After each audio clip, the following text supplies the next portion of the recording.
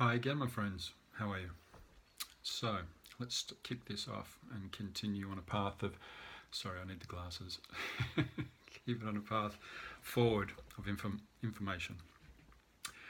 So, the ancient kingdom of Manna, which was located by the Caspian Sea and is recorded as having existed as far back as 1000 BC, and some say much further, has been renewed as a kingdom into the modern day world with great series of unprecedented tasks and humanitarian project initiatives ahead of it, as we know.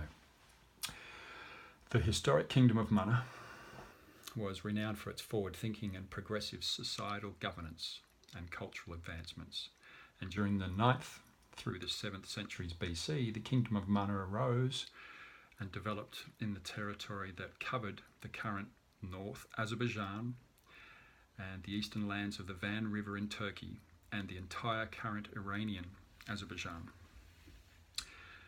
The kingdom of Manna lay between the upper courses of the rivers Diyala and Little Zab in the south and the Caspian Sea in the east, and the river Araz in the north and Lake Urmia in the west. In these times, the capital of the Kingdom of Manna was the city of Izertu, with other main cities being Sarab, Mian Doab, and Sakiz. The citizens of the Kingdom of Manna were known as Mannaeans, and I'll proudly put my hand up and say that I am one of those in this modern incarnation. Mannites, or Mannai peoples, were also other names that they went by, but one of the main native languages of the area was called Manna.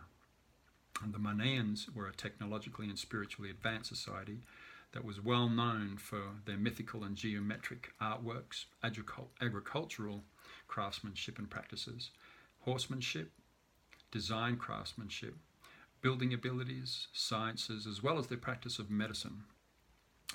And this region of the Azerbaijan was also the birthplace of the religion of Zoroastrianism, which, as we know, was about 4,000 years ago and known as the first monotheistic religion of the religious era, and I think not too far around the same era as Hindu religion. But before the existence of the Kingdom of Manna, there were tribes who resided within the region, and the largest was a tribe known as the Mannai, or the Mate tribe, and Dalyan, Sanbian, and Kumodian tribes were also prevalent in the region at this time. The Kingdom of Manna has otherwise been known or referred to as the State of Manna, Mina, Mini, Mannai, Mannan State, Manada, among other names. The Kingdom of Manna and Mannaeans seized power over a political union that had formed around Lake Urmia, uniting the districts of Zamua, Gilzan, Alate, Surigash, Uishtish, Zikertu, and Messi. And the Kingdom of Manna had a system in which the kingdom's son succeeded, but that being said, the king alone did not run the kingdom.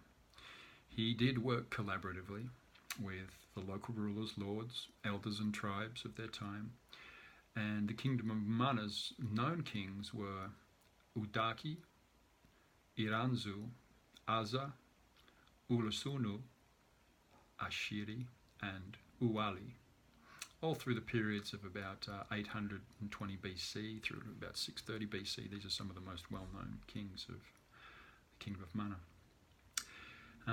The Kingdom of Manna's name was mentioned, incidentally, for the first time in an inscription made by an Assyrian king called Salmanassar III.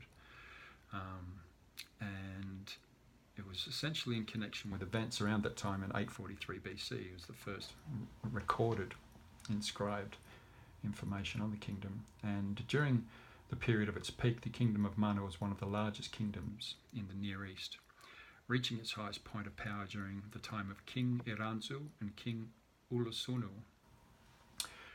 And just as a matter of forethought, we just want to make sure that nobody in those parts of the world, and that the Kingdom of Manna in its present day incarnation has no intentions to try to reclaim any part of its original territories.